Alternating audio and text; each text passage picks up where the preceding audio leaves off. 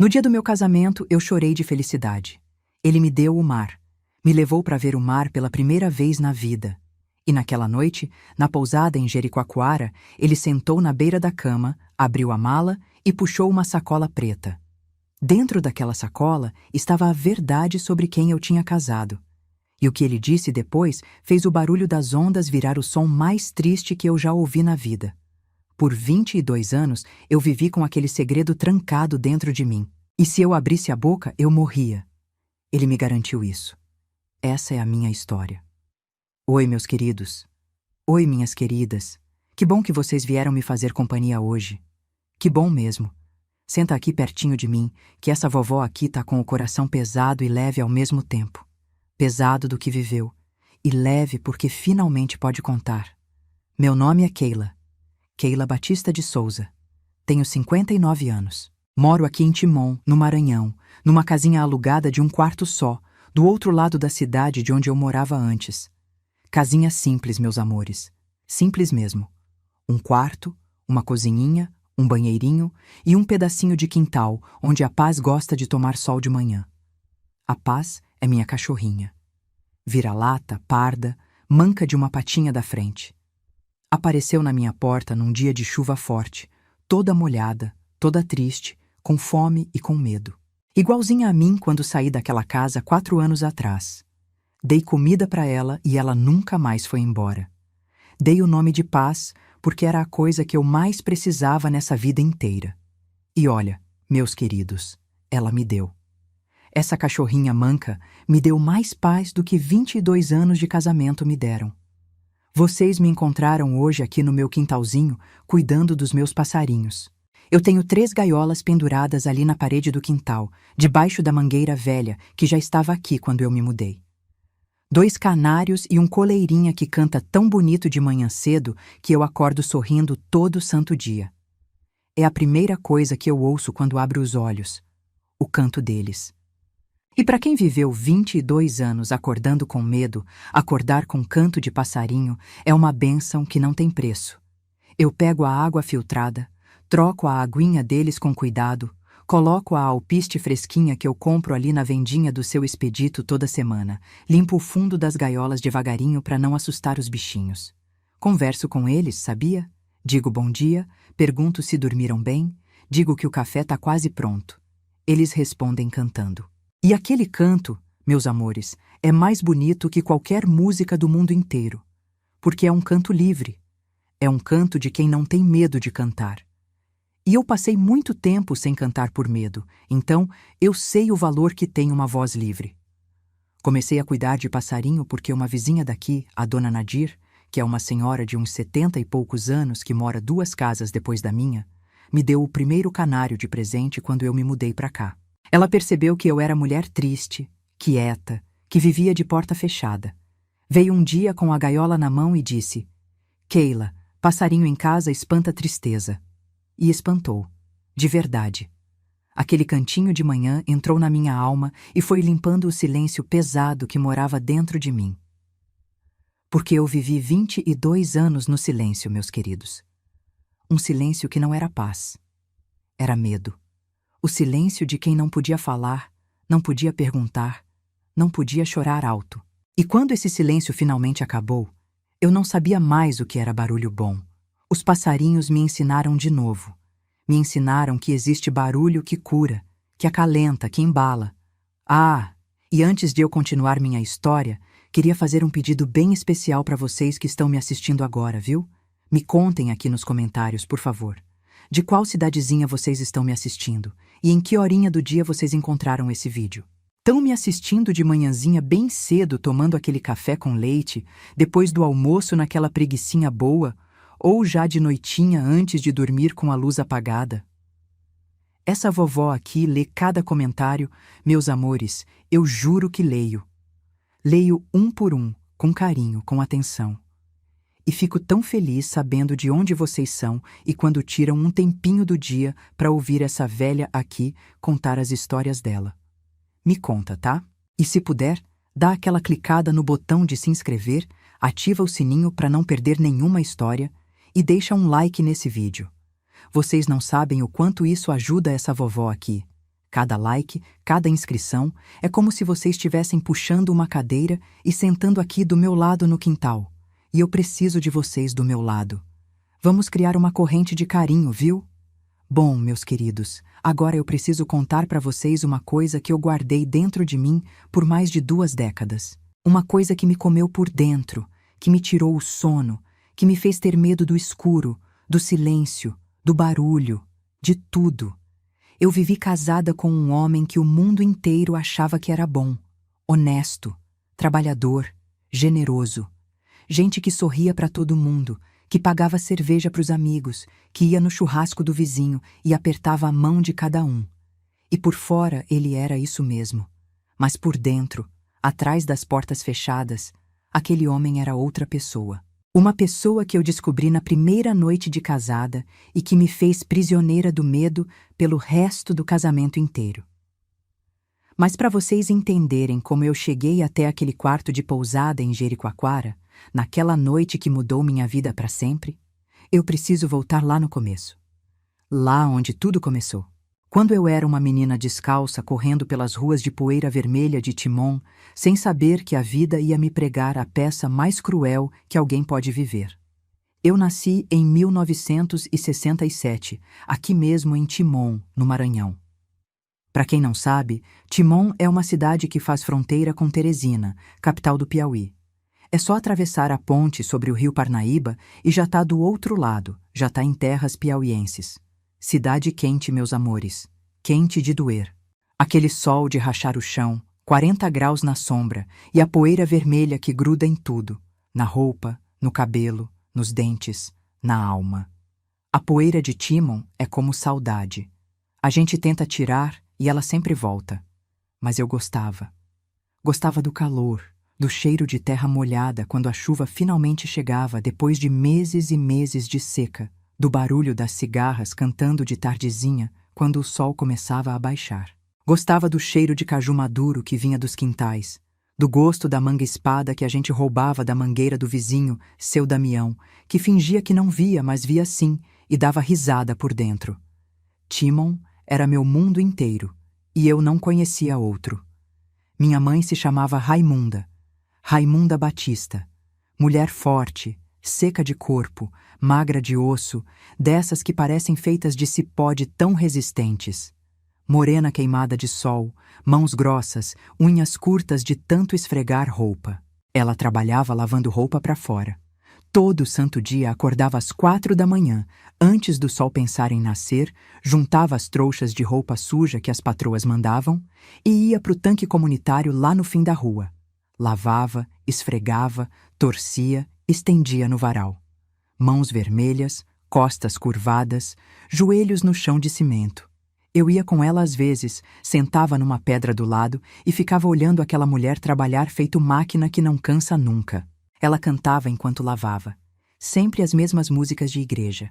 Aquelas bem tristes, de sofrimento e redenção, que falavam de Deus que não abandona e de estrada que um dia melhora. A voz dela era bonita, meus amores. Fina, tremida, mas bonita. Uma voz de quem sofreu, mas não perdeu a fé. E eu ficava ali ouvindo, sentadinha na pedra, olhando minha mãe esfregar roupa alheia debaixo do sol quente e pensando que aquela mulher era a criatura mais forte que Deus já colocou nessa terra. Meu pai eu não conheci. Ele foi embora antes de eu nascer. Minha mãe dizia que ele era caminhoneiro, fazia rota longa e que um dia saiu para uma viagem e não voltou mais. Não morreu, não mandou carta, não mandou dinheiro, não mandou nenhum recado por ninguém. Sumiu, evaporou, como se a gente não existisse, como se eu não tivesse nascendo na barriga da minha mãe. Minha mãe nunca falava mal dele, nunca, nem uma vez. Quando eu perguntava do meu pai, ela parava de esfregar a roupa, olhava para o céu e dizia: "Ele seguiu o caminho dele, filha. A gente segue o nosso." E pronto. E o nosso caminho era aquela casinha de taipa no bairro de São Benedito, com chão de terra batida, telhado de palha misturado com telha velha que vazava quando chovia forte, e uma porta de madeira que não trancava direito e que a gente encostava com um pedaço de tijolo por dentro. Éramos 4 naquela casa pequena. Minha mãe, eu, meu irmão Cicinho, que era 2 anos mais velho que eu, e minha avó Lucinda, mãe do meu pai, que ficou morando com a gente mesmo depois que o filho dela sumiu no mundo. Minha avó Lucinda era uma senhora miudinha, enrugada como caju seco, com os olhos quase fechados de tão apertados pelo sol dos anos, e que passava o dia inteiro sentada numa cadeira de balanço na varandinha da frente, pitando cachimbo de barro e falando sozinha. Ela contava histórias da seca grande de antigamente, de quando o rio Parnaíba quase secou e os peixes morreram nas poças e o povo teve que comer raiz de mato e casca de árvore para não morrer de fome. Eu sentava no chão de terra batida aos pés dela, encostada na cadeira, e ficava ouvindo aquelas histórias com os olhos arregalados, fascinada, com medo, com curiosidade. Minha avó Lucinda era meu dicionário vivo de Timon, minha enciclopédia ambulante de tudo que já aconteceu naquela cidade antes de eu nascer. A nossa casa era simples, meus queridos, mas era nossa. Minha mãe tinha orgulho daquele pedacinho de chão. Tinha um fogão de barro no canto da cozinha, feito pelo vizinho seu Damião, que além de ter mangueira no quintal, sabia fazer fogão de barro, uma panela de alumínio grande toda amassada, onde minha mãe fazia o arroz com feijão de todo dia, e uma bacia de zinco enorme, onde a gente tomava banho. Água encanada não tinha. A água vinha de um poço artesiano que ficava a 3 quarteirões de distância, e era eu e o Cicinho que carregava os baldes toda manhã bem cedo, antes de ir para a escola. 2 baldes cada um, equilibrando na cabeça com um paninho enrolado por baixo para não machucar, caminhando devagar para não derramar uma gota. Quem derrubasse, voltava para buscar mais. Essa era a regra. E eu não derrubava. Aprendi cedo a equilibrar peso na cabeça e na vida. E essa habilidade me salvou mais do que eu imaginava. O Cicinho era meu companheiro de tudo. Meu parceiro, meu protetor, meu melhor amigo. A gente brincava junto, tomava banho de rio junto, roubava manga do quintal do seu Damião junto, corria descalço pela rua de terra vermelha até os pés ficarem da cor do barro. Ele me protegia na escola quando os meninos caçoavam de mim por causa da roupa velha e do sapato furado. Mexeu com a Keila, mexeu comigo. Ele dizia, pequenininho, mas bravo que nem capeta. Os meninos tinham medo dele, não por ser grande, mas por ser valente. Depois da escola, a gente ia para o rio Parnaíba, naquele trecho raso perto da Ponte Velha, e ficava nadando, mergulhando, brincando de quem segurava mais o fôlego debaixo d'água. Voltava para casa molhada, com fome, com o cabelo cheio de areia e algas do rio. E minha mãe já estava esperando na porta com aquela cara de quem sabia que a gente tinha ido para o rio de novo. Ela fingia que brigava. Esses meninos vão se afogar um dia. Mas colocava o prato de comida na mesa logo em seguida. Arroz, feijão e farinha d'água com carne seca quando o mês estava bom. Carne de charque desfiada com aquela farinha grossa que é a cara do Maranhão. Quando o mês não estava bom, era só o arroz com feijão puro mesmo. E a gente dava graças a Deus e comia até o último grão, porque tinha vizinho que não tinha nem isso. Nos fins de semana, minha mãe fazia cuchá, aquele prato típico daqui do Maranhão, com vinagreira, gergelim e camarão seco. O cheiro tomava conta da rua inteira, e as vizinhas vinham pedir um pouquinho. Minha mãe sempre dava. Comida não se nega para ninguém, ela dizia. E nos dias de festa, quando tinha algum santo padroeiro para comemorar, minha avó Lucinda fazia um arroz de cuchá especial com pimenta de cheiro que ardia a boca, mas era tão bom que a gente chorava e comia ao mesmo tempo. Minha infância foi pobre, meus amores. Pobre de dinheiro, de sapato, de roupa nova, de brinquedo. Mas era rica de amor, de riso, de história contada debaixo da mangueira, de banho de rio, de colo de avó. Eu ia na escola de manhã, descalça porque sapato era luxo que a gente não podia ter, e sentava na primeira fileira porque a professora, Dona Clotilde, uma senhora gorda, de óculos grossos e coração enorme, dizia que eu era a aluna mais esperta da turma. Eu gostava de ler. Lia tudo que aparecia na minha frente.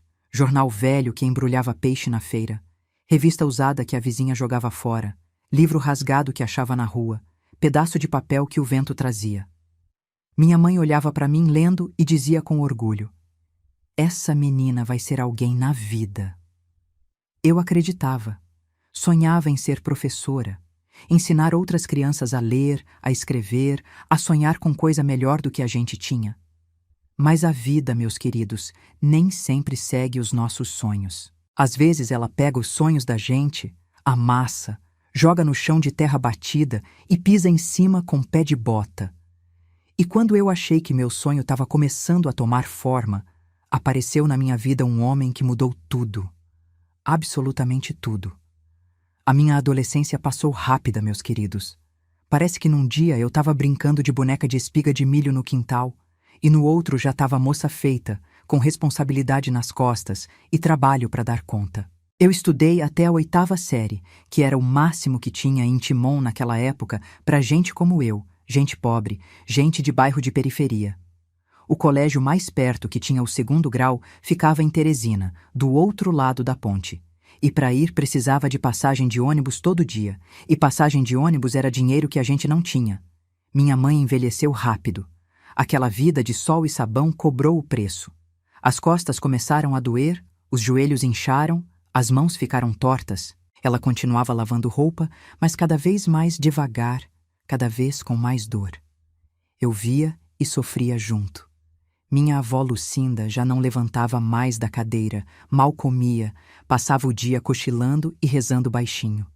O Cicinho, meu irmão, com 18 anos resolveu ir embora. Foi para Brasília trabalhar em construção civil. Disse que ia mandar dinheiro. E mandava, quando podia. Mas era pouco, e Brasília é longe, e a vida lá também era dura para ele. Então eu larguei meu sonho de professora, engoli o choro, peguei o balde e o pano de chão e fui trabalhar. Faxina. Limpeza de casa de família. Com uns 15, 16 anos, eu já estava esfregando o chão de gente que tinha fogão a gás e geladeira, que para mim era o cúmulo da riqueza. Trabalhei assim durante muitos anos. Limpava a casa, lavava banheiro alheio, passava roupa de gente que nem olhava na minha cara. Trabalho pesado, quente, invisível, mas honesto. E eu tinha orgulho de cada centavo. Juntava tudo numa latinha de leite em pó e entregava para minha mãe no final do mês. Ela contava as notas, contava as moedas e dizia: "Deus vai recompensar, filha." Eu acreditava, porque a fé era a única coisa que a gente tinha de sobra. Os anos foram passando. Eu fui ficando moça, depois mulher feita. E sozinha. Sempre sozinha. Tive um namorico, ou outro, nada sério. Um rapaz que trabalhava na feira me cortejou uma vez, me levou para tomar um suco, mas depois sumiu. Outro, que era pedreiro, namorou comigo uns 3 meses, mas foi embora para São Luís e nunca mais deu notícia. A vida de mulher pobre em Timon não era fácil para arrumar companheiro, não. Os homens queriam mulher mais nova, mais bonita, com mais posses. E eu era a Keila faxineira, descalça de origem, sem estudo, sem dinheiro, sem família importante. Invisível. Sempre invisível. Minha avó Lucinda faleceu quando eu tinha 25 anos. Foi dormindo, na cadeira de balanço dela, com o cachimbo do lado. Morreu do jeito que viveu, quieta, sem incomodar ninguém. Eu chorei muito. Chorei porque ela era minha conexão com o passado, com as histórias antigas, com o tempo que parecia mais simples, mesmo sendo difícil. Minha mãe chorou mais ainda. E depois da morte da minha avó, a saúde da minha mãe piorou rápido. As dores ficaram mais fortes, a tristeza mais funda. Eu cuidava dela como podia, entre uma faxina e outra, entre um balde de água e outro. Foi nessa vida, meus amores, nessa vidinha de trabalho, cuidado, solidão e invisibilidade, que eu conheci o homem que ia mudar tudo. Eu tinha 36 anos. Era o ano de 2001. Eu trabalhava na clínica do Dr. Venâncio, no centro de Timon, fazendo a faxina geral. Passando pano no chão da sala de espera, de joelhos, invisível como sempre. A faxineira é invisível, meus queridos. As pessoas passam por cima de você como se você fosse parte do piso. Ninguém te olha, ninguém te cumprimenta, ninguém te vê. Você é o pano de chão com pernas. Mas naquele dia, um homem me viu. Ele apareceu na clínica com dor no joelho. Homem grande, moreno, 1,78 m, bigode bem aparado, cabelo preto penteado com gel, roupa limpa, sapato lustrado. Cheiro de colônia boa. Não colônia cara dessas de shopping, mas colônia boa, de homem que se cuida, que se respeita. Ele sentou na sala de espera, cruzou as pernas e olhou para o chão onde eu estava de joelhos passando pano. E em vez de desviar o olhar como todo mundo fazia, ele me olhou nos olhos e disse: "A senhora tá com sede? Eu trouxe água a mais." E estendeu uma garrafinha de água mineral. Meus amores, vocês não entendem o tamanho daquele gesto. Ninguém, em 36 anos de vida, nunca me ofereceu um copo d'água. Eu era a faxineira, a mulher do balde e do rodo, e aquele homem me ofereceu água como se eu fosse gente que merecia atenção, como se eu fosse visível, como se eu existisse. Eu aceitei. Tomei a água, ele sorriu. Sorriso largo, bonito, de dente branco. E pronto. Começou ali o que eu achei que ia ser a minha salvação e que acabou sendo a minha sentença. Ele se chamava Ribamar. Ribamar Gomes Feitosa. 63 anos hoje, que é a idade que ele tem lá onde está agora, que é atrás das grades. O Ribamar voltou na clínica na semana seguinte, sem consulta marcada, sem dor no joelho. Só para me ver. Trouxe um saco de pão de queijo para o meu intervalo. "Para a senhora comer e descansar um pouquinho", disse. Na outra semana, trouxe fruta. Mamão, banana, laranja. Na outra, trouxe uma flor de plástico, rosa vermelha de plástico, daquelas que vende na loja de R$ 1,99. Ele disse: "Flor de verdade murcha, essa aqui vai durar para sempre, que nem eu do seu lado." Eu guardo aquela flor até hoje. Está ali na prateleira da minha cozinha, desbotada, empoeirada, mas está. Não sei por que guardo. Talvez porque ela é a única coisa que o Ribamar me deu que não era podre por dentro. Em 2 meses ele me convidou para sair, tomar um suco na praça, comer um pastel na barraquinha. Eu fui, morrendo de vergonha, tremendo feito vara verde, com meu melhor vestido que era o único vestido que eu tinha, um vestido floral desbotado que minha mãe tinha costurado de um tecido que ganhou de uma patroa. Ele puxou a cadeira para eu sentar, pagou o suco, pagou o pastel e ficou me olhando comer com aquele sorriso. Como se eu fosse a coisa mais importante daquela praça. Ele contou que era comerciante.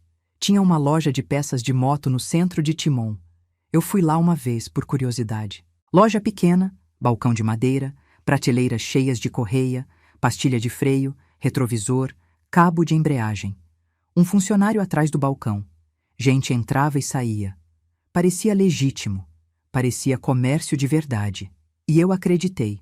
Porque quando a gente é pobre, solitária, com 36 anos de invisibilidade nas costas e nenhuma esperança de coisa melhor, a gente não pergunta de onde vem a bondade.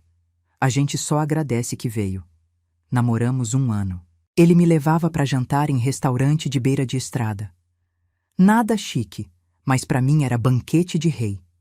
Me comprava roupa. Me comprava sapato. Pagou para eu ir no dentista porque eu tinha vergonha dos meus dentes. Faltavam 2 na frente. E eu não sorria nunca para não mostrar a falha. Ele pagou a prótese inteira.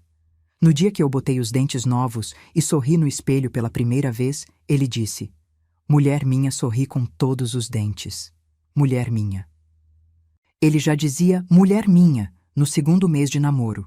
E eu gostava, meus amores. Eu gostava daquele minha, porque pertencer a alguém para quem nunca pertenceu a nada na vida parece a maior salvação do mundo. Não era, mas eu não sabia disso ainda. Eu só sabia que tinha um homem que me tratava bem, que me achava bonita, que me dava o que eu nunca tive em 36 anos. E quando ele pediu em casamento, numa tarde de domingo, na praça principal de Timon, com aliança de ouro no bolso, eu disse sim, chorando de felicidade. Chorei tanto que não conseguia nem falar. Minha tia, irmã da minha mãe, chorou. A vizinha chorou. Todo mundo chorava de alegria.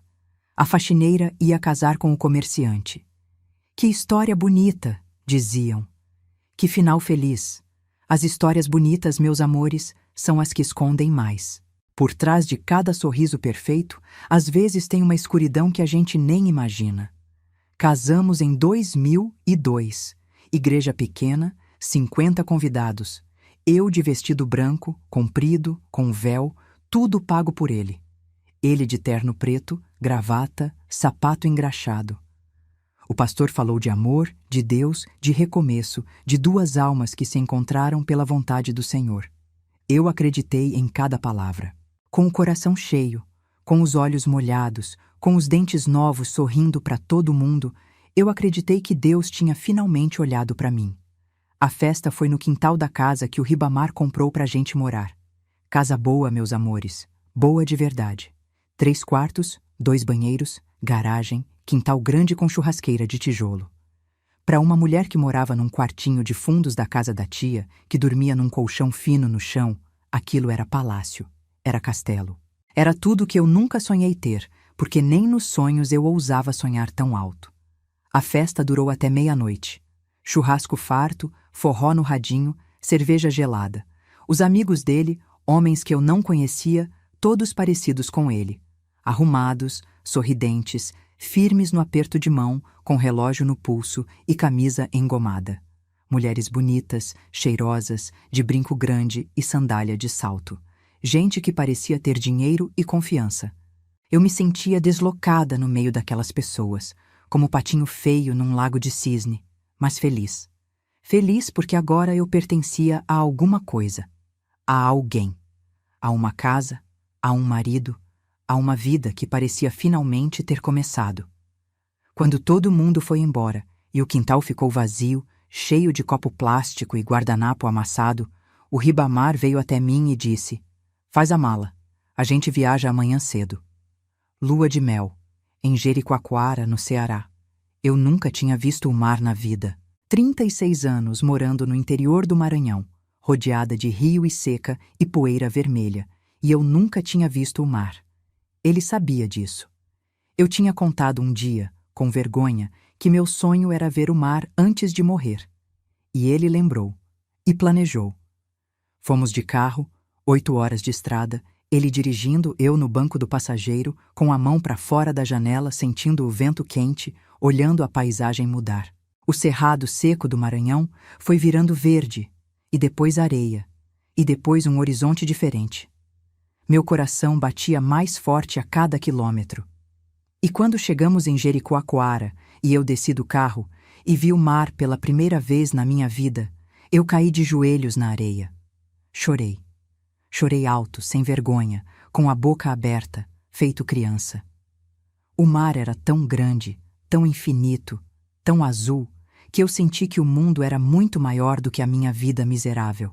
Que existia coisa além de timão, além de faxina, além de balde de água na cabeça. O Ribamar me abraçou ali na praia, com os pés na água, com o vento batendo no nosso rosto e disse: "Tá vendo? Eu te dei o mar, Keila." Ele me deu o mar. E naquela noite, naquele quarto de pousada com ventilador de teto barulhento e janela aberta para o mar, ele me tirou tudo. A pousada era simples. Quarto com cama de casal, lençol branco, ventilador de teto que rangia a cada volta, janela de madeira que dava direto para a praia. Cheiro de sal, de maresia, de liberdade. O som das ondas entrando pelo quarto era tão bonito que parecia música de ninar. Tudo era perfeito. Tudo era romântico. Tudo era como nos filmes que eu via na televisão da vizinha quando era menina e sonhava com um dia ter aquilo. Eu estava nervosa. Casamento tardio, 37 anos. Primeira noite com o marido. Eu não era inexperiente. Tinha tido meus momentos na vida. Mas com o Ribamar nunca tinha acontecido nada porque ele disse que queria esperar o casamento. Que era coisa de homem sério, de homem que respeita. E eu achei bonito. Achei que era sinal de caráter. Saí do banheiro de camisola, nova, branca, de renda na barra. Comprei com dinheiro que juntei em 3 meses de economia, centavo por centavo. Queria estar bonita para ele. Ele estava sentado na beira da cama, de roupa, calça, camisa. Não tinha se trocado. E o rosto dele estava diferente, sério, fechado. Aquele sorriso fácil, largo que ele sempre carregava, tinha sumido. Desapareceu. Como se alguém tivesse apagado a luz de dentro dele. "Senta aqui, Keila." Eu sentei do lado dele, achando que ia rolar um momento especial. Uma declaração de amor, Um beijo demorado, alguma coisa de recém-casados. Antes da gente ir pra cama, eu preciso te contar um segredo meu. Meu coração acelerou, mas de expectativa boa. Achei que ele ia contar algo tolo, alguma bobagem que homem tímido guarda, que tinha medo do escuro, sei lá. Ele levantou da cama.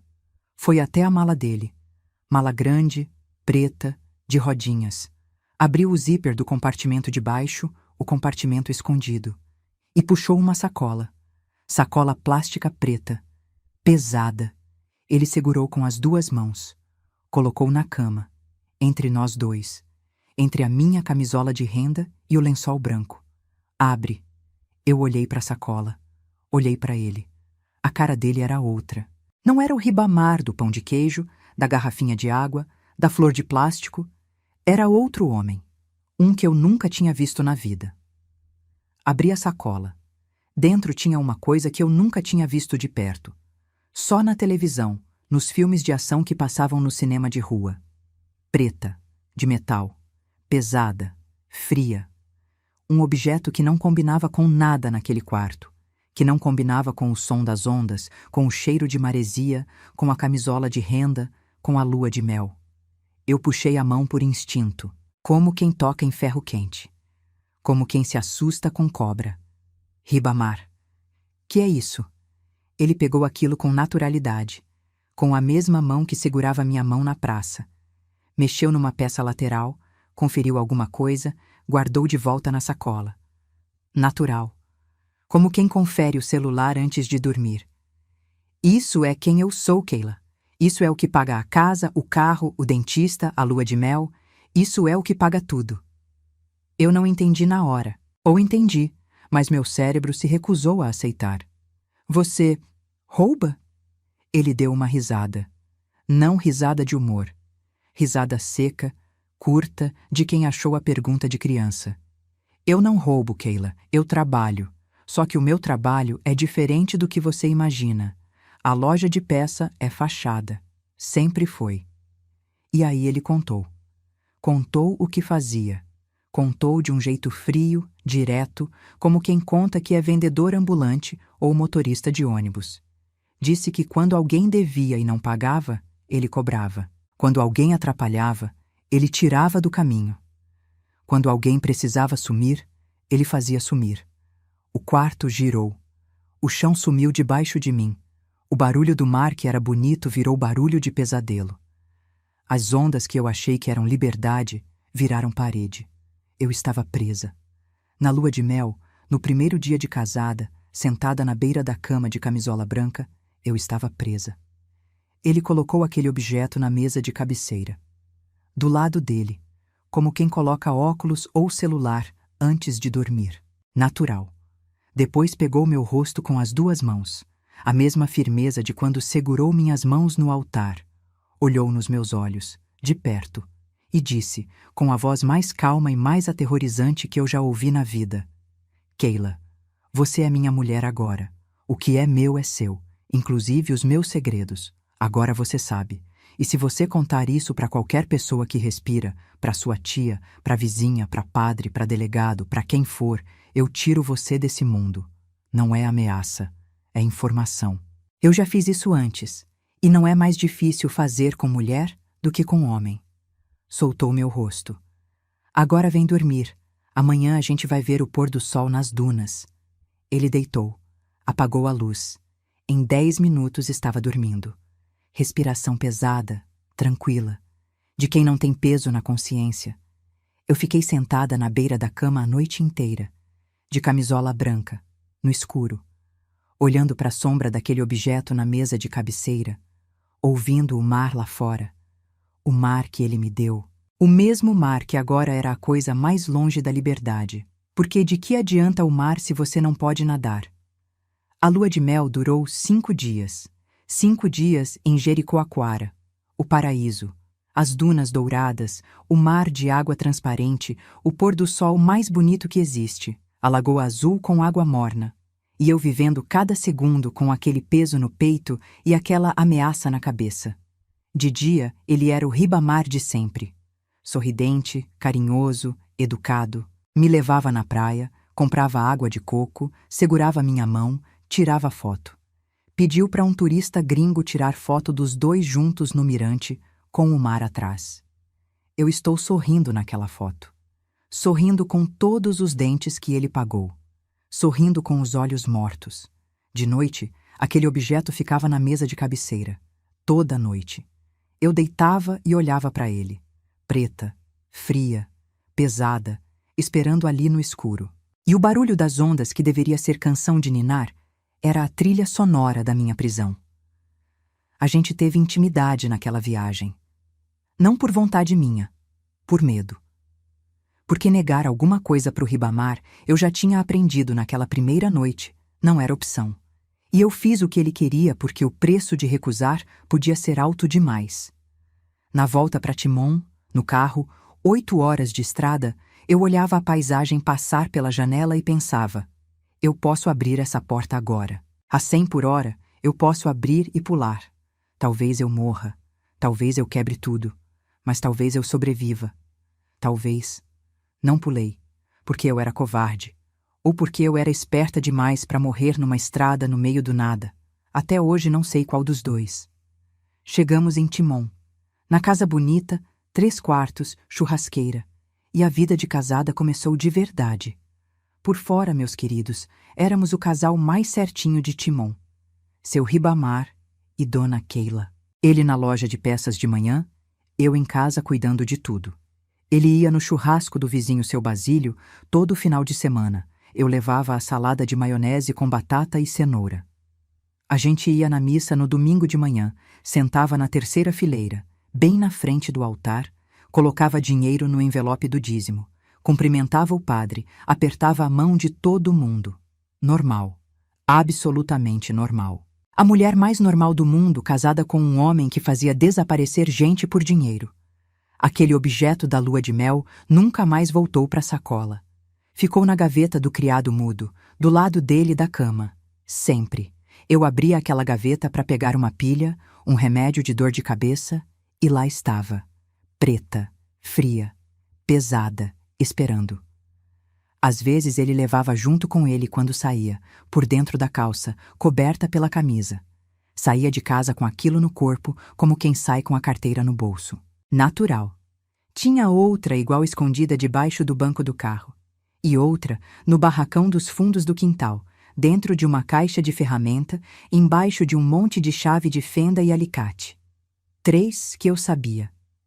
Provavelmente tinha mais que eu não sabia, e não queria saber. Os amigos dele, aqueles homens arrumados do casamento, apareciam na casa de vez em quando. Sempre de noite. Sempre depois que escurecia. Sentavam na sala, falavam baixo, bebiam o uísque que o Ribamar guardava numa prateleira alta. Eu servia os copos, colocava na mesa e voltava para o quarto. Não podia ouvir, não podia perguntar, não podia existir naqueles momentos. Eu era fantasma dentro da minha própria casa. Uma vez, meus amores, uma vez que me marcou para sempre, eu estava voltando da cozinha com os copos limpos e ouvi um nome. Um nome que eu conhecia. Seu Agenor. O dono da padaria do centro de Timon. Homem simpático, barrigudo, de bigode, que me vendia pão fiado quando eu era faxineira e não tinha dinheiro. Homem bom, de sorriso largo, que sempre tinha uma palavra amiga. Eu ouvi o Ribamar dizer baixinho para os amigos: o Agenor tá devendo. Se não pagar até sexta, resolve. Resolve. Essa era a palavra que significava tudo sem dizer nada. Resolver. Na sexta-feira seguinte, seu Agenor fechou a padaria e sumiu. A esposa dele, Dona Teresa, disse para todo mundo que ele tinha ido para São Paulo procurar emprego melhor. Ninguém estranhou. Gente some de Timon o tempo todo. Vai embora, muda de vida, tenta a sorte em cidade grande. Normal. Ninguém pergunta muito. Ninguém investiga. A vida segue. Eu sabia que o Agenor não tinha ido para São Paulo. Eu sabia no fundo da minha alma. Mas eu não podia dizer. Não podia pensar. Não podia deixar aquela informação tomar forma na minha cabeça. Eu tinha que engolir, empurrar para baixo, enfiar num canto escuro da minha mente e fingir que não existia. E na manhã seguinte, eu tinha que servir o café do Ribamar, com o pão torrado que ele gostava e o café forte com 2 colheres de açúcar, e sorrir quando ele dizia: "Tá gostoso hoje, Keila?" E eu sorria. Com os dentes que ele pagou. Viver com medo, meus amores, é diferente do que as pessoas imaginam.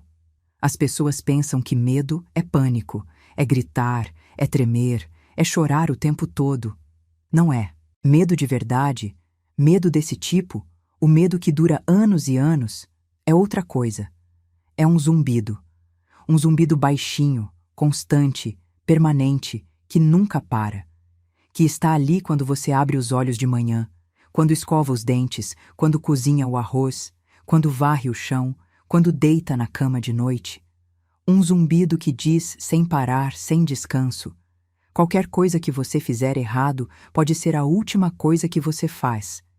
E eu vivia nesse zumbido. 22 anos nesse zumbido.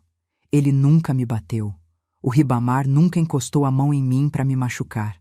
Nunca precisou. Aquele objeto na gaveta fazia o trabalho sozinho. A frase da lua de mel fazia o trabalho. Se contar, eu tiro você desse mundo. Uma frase só. Dita uma vez só. E eu obedeci por 22 anos inteiros. Ele não precisava levantar a voz. Não precisava repetir a ameaça. Bastava um olhar. Um olhar só. Eu perguntava: "Ribamar, aonde você vai?" E ele virava a cabeça devagar, me olhava com aqueles olhos pretos, fundo, sem brilho, por 2 segundos. Só 2 segundos. E eu engolia a pergunta e dizia: "Nada. Esquece. Boa noite." Eu não tinha celular próprio. Ele me deu um, mas sabia a senha, verificava as ligações, lia as mensagens, olhava o histórico. Se eu recebia uma ligação de número desconhecido, ele perguntava quem era. Se eu demorava para atender, ele perguntava por quê. Eu não tinha dinheiro próprio. Ele me dava uma mesada de R$ 200 por mês para coisas de mulher, absorvente, creme, essas coisas. Eu não saía sozinha. Ia na feira com ele, na missa com ele, no médico com ele. Ele ficava na sala de espera da clínica enquanto eu consultava. Dizia que era para me fazer companhia. Companhia e vigilância, na boca do Ribamar, eram a mesma palavra. Eu não visitava minha tia, que morava a 10 minutos de distância. "Sua tia faz muita pergunta", ele dizia. Eu não tinha amigas. "Mulher que conversa demais com outra mulher. Fofoca", ele dizia. Eu não ia na casa de vizinha tomar café, não ia na feira sozinha, não ia em canto nenhum sem ele saber, sem ele autorizar, sem ele estar de olho. Eu era livre, meus queridos. Livre no papel. Nenhuma porta da casa estava trancada com cadeado.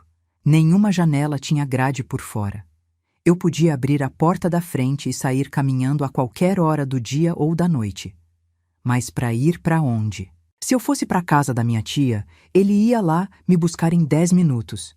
Se eu pegasse um ônibus para Teresina, ele me achava no mesmo dia. Achar gente era o trabalho dele. Ele achava qualquer pessoa em qualquer lugar.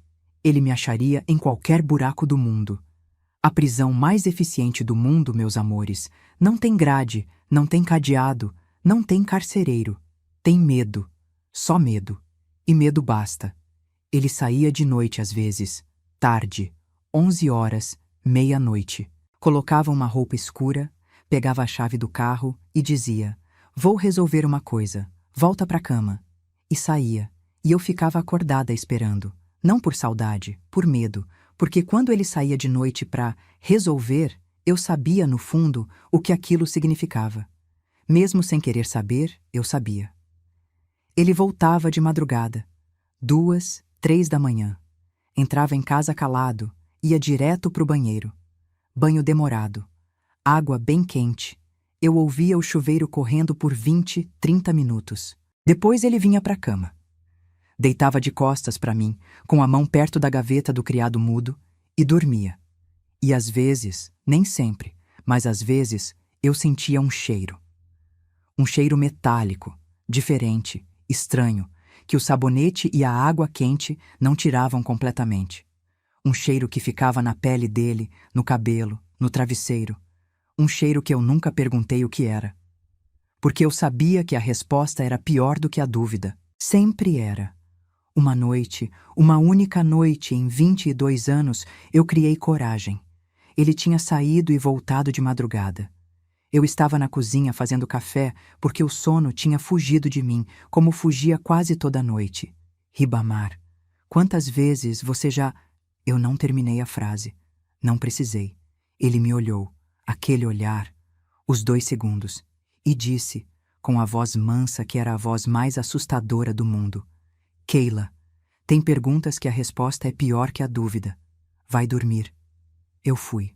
E nunca mais perguntei nada. Nunca mais. Por mais nenhum dia dos 22 anos. Não tive filhos. Ele não quis. Filho atrapalha, dizia.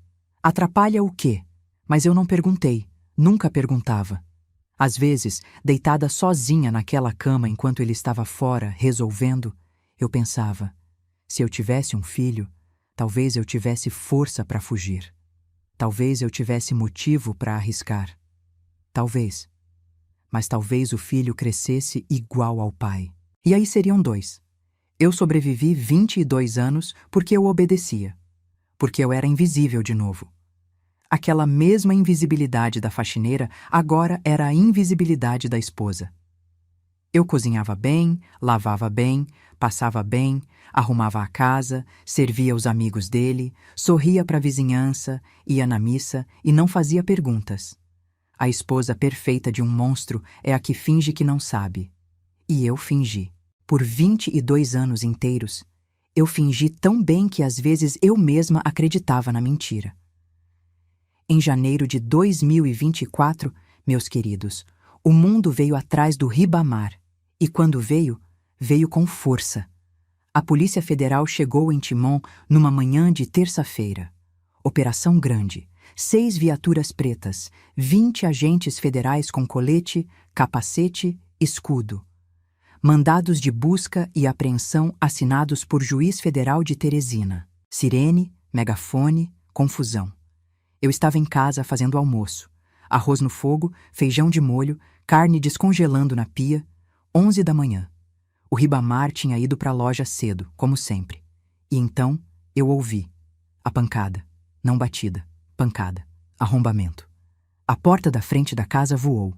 4 homens de preto entraram gritando com aquelas coisas enormes apontadas para frente, berrando: No chão! No chão agora! Eu caí no chão da cozinha. De avental, com a colher de pau na mão, com o cheiro de arroz queimando atrás de mim, porque eu esqueci de desligar o fogo.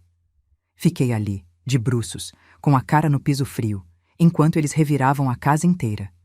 Abriram gavetas, esvaziaram armários, viraram colchões, arrancaram quadros da parede.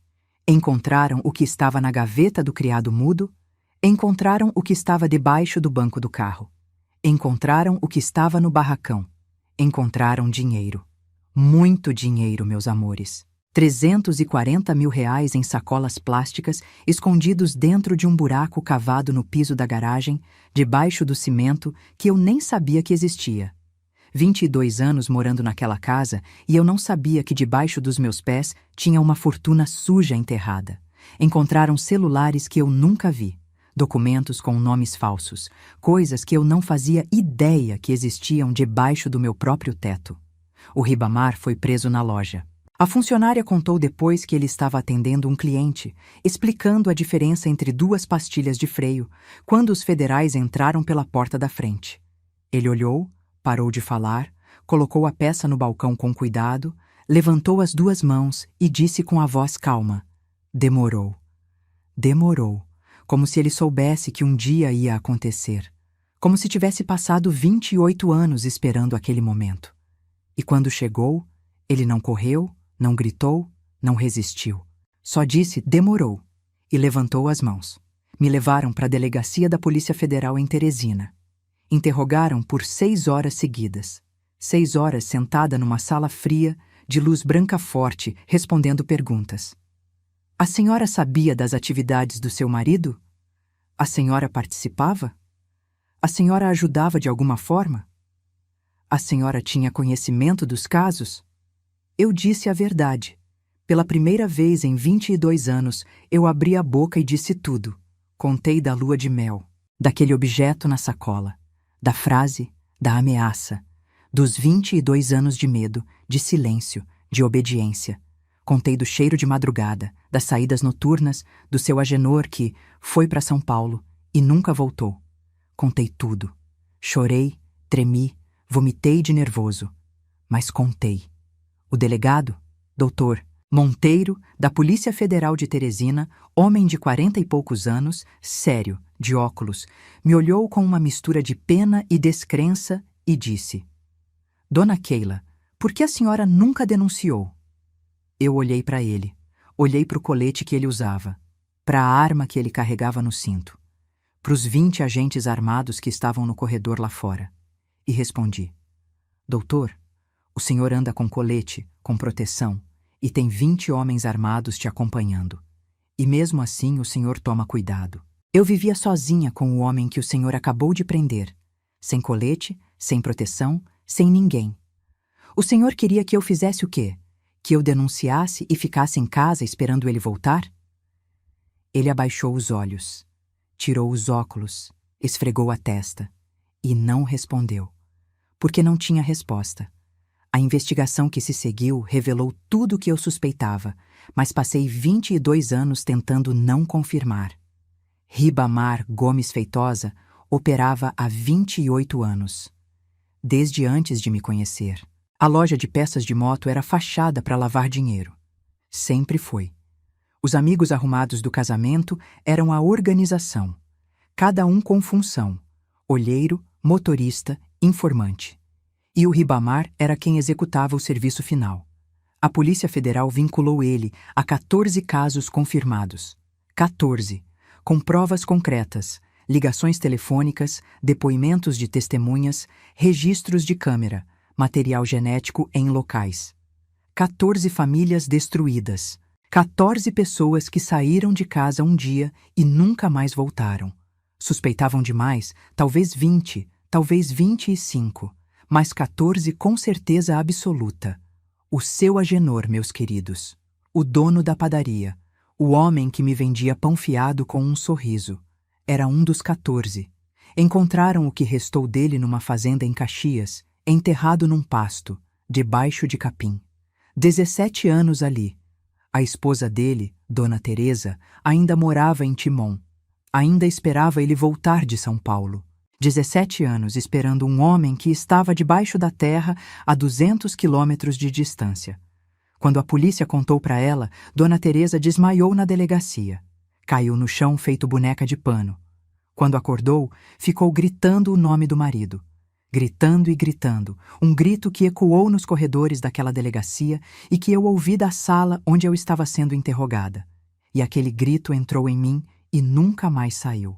Porque aquele grito era a voz de tudo que eu calei durante 22 anos. Eu pedi para ver a lista, todos os 14 nomes. Eu precisava saber.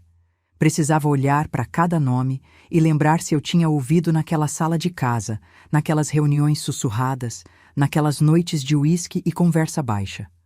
O delegado me mostrou, e eu reconheci 3 nomes. 3 que eu ouvi o Ribamar mencionar. 3 que viraram desaparecido no rádio, na boca do povo, e que eu fingi que não ligava uma coisa à outra. Eu não fiz nada daquilo, não segurei nada nas mãos, não dirigi carro de fuga, não cavei buraco em pasto nenhum, mas eu soube. Em algum nível, lá no fundo da minha consciência, eu soube. E não fiz nada. E isso, meus amores, me corrói todo santo dia. Vai me corroer até o dia em que eu morrer. Eu não fui indiciada. A Polícia Federal investigou, a promotoria analisou tudo e concluíram que eu era vítima de coação. Casada sob ameaça direta, isolada de família e amigos, sem recursos financeiros, sem rede de apoio. O laudo dos psicólogos confirmou que eu vivia numa condição que eles chamam de algo parecido com o que acontece com reféns que ficam muito tempo presos. Eu era refém. 22 anos de refém. Numa casa sem grade, sem cadeado, sem corrente, mas presa do mesmo jeito, presa pelo medo. O Ribamar foi julgado em Teresina. Eu fui convocada como testemunha. Entrei no tribunal tremendo das pernas, com as mãos geladas mesmo no calor de 40 graus do Piauí. Sentei no banco das testemunhas e vi ele entrar, algemado, de uniforme bege de preso, sem o gel no cabelo, sem a colônia, sem o sapato lustrado, sem o sorriso. Parecia menor, encolhido, diminuído. O homem que me aterrorizou por mais de 2 décadas parecia um velho cansado arrastando os pés num piso de tribunal. Quando ele me viu, sorriu. Aquele sorriso. O mesmo da clínica do Dr. Venâncio, o da garrafinha de água, o da flor de plástico. Sorriu para mim como se a gente estivesse sentado na praça tomando suco. E eu olhei de volta e não senti nada. Absolutamente nada. Nem raiva, nem pena, nem amor, nem ódio, nem medo. Vazio. O vazio de quem gastou tudo que tinha para sentir durante 22 anos e não sobrou nem uma gota. Eu dei meu depoimento. Contei da lua de mel, da sacola, de tudo. Falei por mais de 1 hora sem parar. O tribunal inteiro em silêncio. Um dos jurados, um senhor de cabelo branco, tirou os óculos e enxugou os olhos com o lenço. A juíza presidente parou de escrever e ficou me olhando com a caneta suspensa no ar. Ribamar foi condenado a 47 anos de prisão. Pelos 14 casos confirmados, pela organização, pela lavagem de dinheiro, por tudo. 47 anos. Ele tinha 63 anos quando foi condenado. Vai morrer lá dentro. Não vai sair. Nunca mais vai pisar nessa rua de Timon. Nunca mais vai sorrir para vizinho em churrasco. Nunca mais vai apertar a mão de ninguém. Quando o juiz terminou de ler a sentença, o Ribamar olhou para mim. De dentro daquele cercado de vidro onde os réus ficam, ele olhou para mim e disse, alto, para todo mundo dentro daquele tribunal ouvir: Keila, eu te dei tudo. Casa, carro, dente, mar, você me deve. O tribunal inteiro prendeu a respiração. E eu olhei para ele. E pela primeira vez em 22 anos, abri a boca sem medo, sem zumbido, sem tremer. Você me deu uma ameaça de morte na lua de mel e 22 anos de medo. Eu não te devo nada. Me deve é você. Me deve 22 anos da minha vida que eu nunca vou ter de volta. Ele ficou me olhando, em silêncio. E pela primeira vez desde que eu conheci aquele homem, ele não tinha resposta. Não tinha olhar ameaçador. Não tinha frase cortante. Ele só ficou ali, encolhido, com as algemas tilintando nos pulsos. E aquele silêncio, meus amores, foi o primeiro silêncio bonito que eu ouvi em 22 anos. Eu perdi tudo, meus amores. Tudo que eu achava que era meu. A casa foi confiscada pela justiça. Produto de atividade ilícita. O carro, confiscado. O dinheiro, confiscado. Tudo que o Ribamar me deu, cada tijolo daquela casa, cada peça daquele carro, cada centavo daquele dinheiro, veio de sangue. E sangue a justiça toma de volta. Saí daquela casa com uma mala de roupa, a flor de plástico desbotada e as costas curvadas de 22 anos de medo. Fui para Teresina por uns dias. Fiquei num abrigo que a delegacia indicou. Depois voltei para Timon, para cá mesmo. Porque Timon é minha cidade. É onde eu nasci, onde minha mãe lavou roupa, onde minha avó Lucinda pitou cachimbo, onde eu carreguei balde d'água na cabeça, onde eu nadei no Parnaíba com o Cicinho. Não ia fugir da minha cidade por causa de um homem que está atrás de grades. Timon é minha, sempre foi, mas voltei para o outro lado. Longe daquela casa, daquela rua, daquele vizinho que fazia churrasco aos domingos sem saber o que morava do lado. Aluguei esse quartinho onde estou agora. Um quarto, uma cozinha, um banheiro. Paredes brancas descascando, piso de cimento frio, janela de madeira que emperrou de um lado, sem garagem, sem churrasqueira, sem sala espaçosa. Mas tem o meu pedacinho de quintal com a mangueira velha. Tem as minhas 3 gaiolas de passarinho na parede. Tem a paz deitada na sombra com a língua de fora por causa do calor. E tem silêncio. Silêncio de verdade. Não o silêncio de medo, que era pesado e sufocante. O silêncio de paz, que é leve, que é macio, que é bom de sentir. Voltei a trabalhar de faxineira. 3 casas. Segunda, quarta e sexta numa. Terça e quinta na outra. Sábado na terceira. 2 salários mínimos por mês. O mesmo que eu ganhava antes do Ribamar aparecer na minha vida com a garrafinha de água. Voltei para o começo. Com 59 anos, cabelo branco com a raiz aparecendo, olheiras fundas que não saem mais, mãos calejadas de produto de limpeza, eu voltei para o começo. Só que agora, o começo tem outro gosto. Tem gosto de meu. Cada centavo que entra nessa casa é meu. É limpo. Não tem cheiro de madrugada. Não tem sujeira invisível que não sai com água e sabão. A paz dorme comigo toda noite, do lado esquerdo da cama, no exato mesmo lugar onde o Ribamar dormia. No lugar daquela gaveta com aquele objeto preto e frio, agora tem um caixote de madeira com a coleira da paz, o potinho de ração e uma vela de São Francisco dos Animais que a dona Nadir me deu. E eu durmo. Durmo de verdade. Durmo a noite inteira, sem acordar assustada, sem sentir cheiro estranho no travesseiro, sem contar as horas até o sol nascer. Durmo e acordo com o canto dos passarinhos e com a paz, lambendo minha mão pedindo comida. Minha tia, irmã da minha mãe, que eu não visitava havia 22 anos, me procurou depois de tudo o que aconteceu. Apareceu na minha porta com um bolo de milho embrulhado num pano de prato. Bateu na porta de mansinho, como quem tem medo de atrapalhar. Quando eu abri e vi ela ali, envelhecida, de cabelo branco, com aquele bolo nas mãos e os olhos cheios de lágrima, eu desabei. Chorei no ombro dela como não chorava desde criança. Ela sentou na minha cama porque é o único lugar para sentar nesse quarto e disse: Keila, eu sempre soube que tinha algo errado, mas você casou e sumiu. Sumiu da minha vida, sumiu da rua, sumiu de tudo.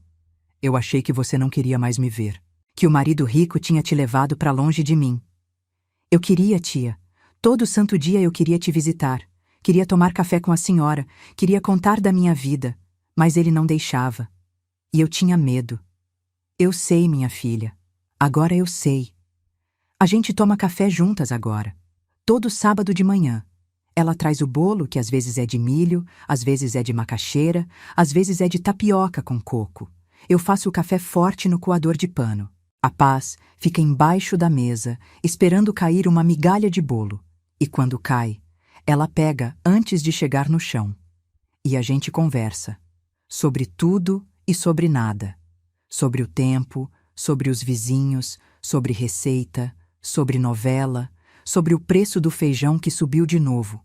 Conversa de gente normal. Conversa que eu não tive durante 22 anos. E cada sábado de manhã com minha tia, com bolo e café, é mais valioso para mim do que qualquer janta em restaurante que o Ribamar me levou. O Cicinho, meu irmão, me liga de Brasília toda semana. Quarta-feira à noite, sem falhar. Ele quis me buscar, me levar para morar com ele. Vem pra cá, Keila. Aqui ninguém te conhece, ninguém sabe da tua história. Você começa de novo. Mas eu disse não, porque recomeçar não é fugir. Recomeçar é ficar de pé no mesmo lugar onde você caiu e provar que você não quebrou. E eu não quebrei. Dobrei, vergou, quase parti no meio, mas não quebrei. Eu cuido dos meus passarinhos toda manhã. Trabalho nas minhas 3 casas. Tomo café com minha tia no sábado. Levo a paz para passear todo fim de tarde. Devagarzinho. No começo era um quarteirão só, porque minhas pernas tremiam de andar sozinha na rua sem ele do lado.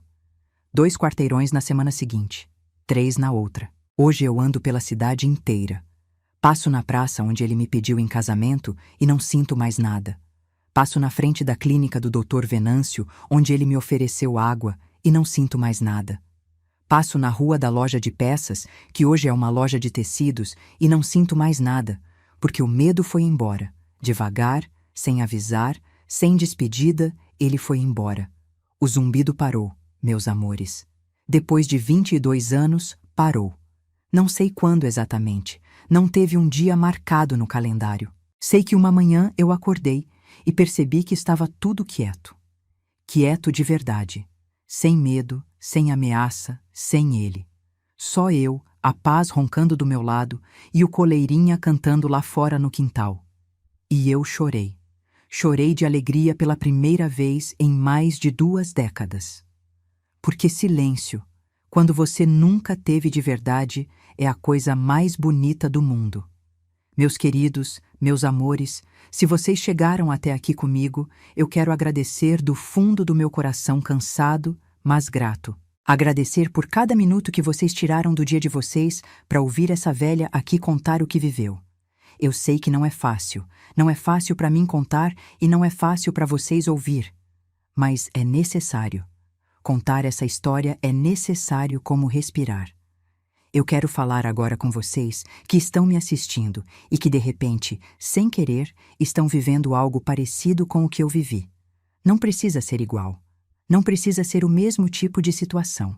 Mas se você vive com alguém que te controla, que vigia seus passos, que lê suas mensagens, que decide para onde você vai e com quem você fala, que te isola da sua família e dos seus amigos, que te faz ter medo de perguntar, de falar, de existir dentro da sua própria casa, então eu estou falando com você.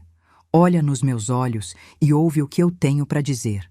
Eu vivi 22 anos em silêncio porque eu achava que não existia porta de saída.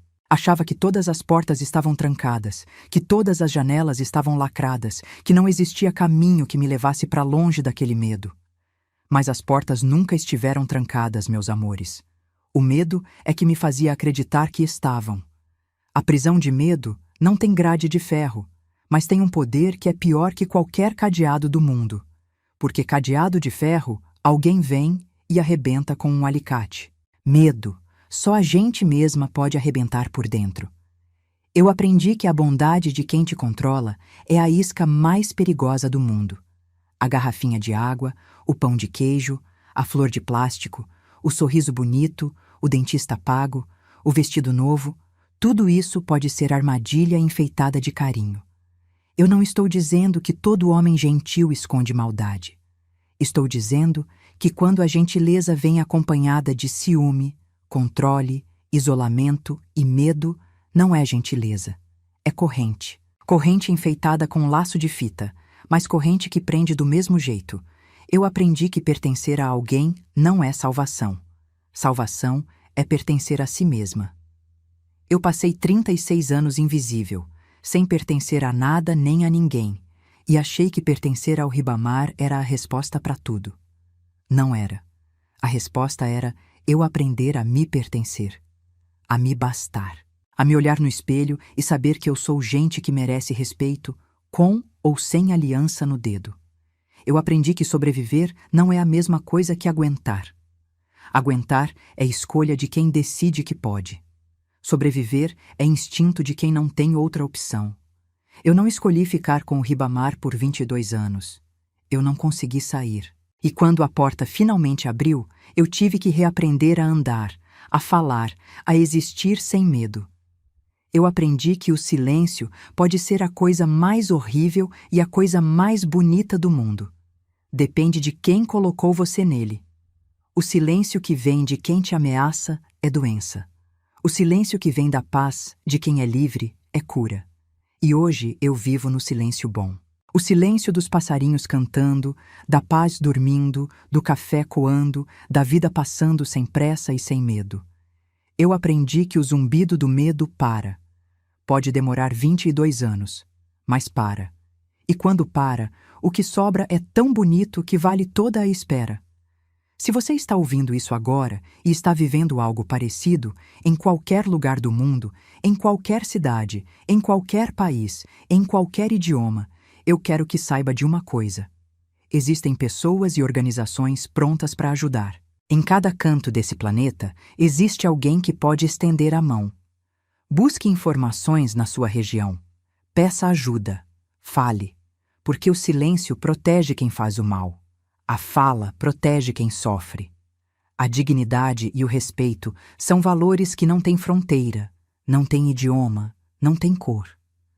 Não importa onde você está, você merece viver sem medo. Você merece dormir em paz. Você merece acordar com canto de passarinho e não com zumbido na cabeça. Eu conto minha história não para ninguém sentir pena de mim. Pena eu não quero e não preciso. Eu conto para abrir os olhos de quem precisa, para mostrar que a porta existe, mesmo quando o medo diz que não. Que tem saída, mesmo quando parece que o mundo inteiro fechou as portas. Minha dor virou minha voz.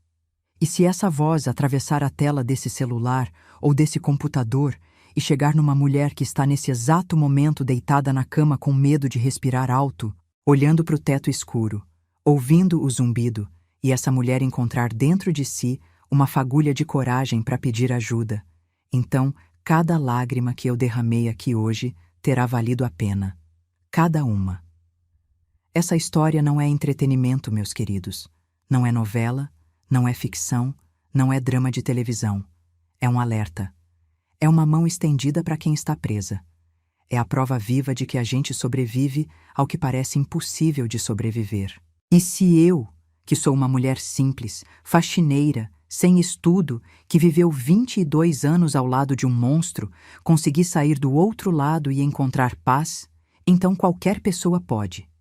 E agora, meus amores, eu quero fazer um último pedido.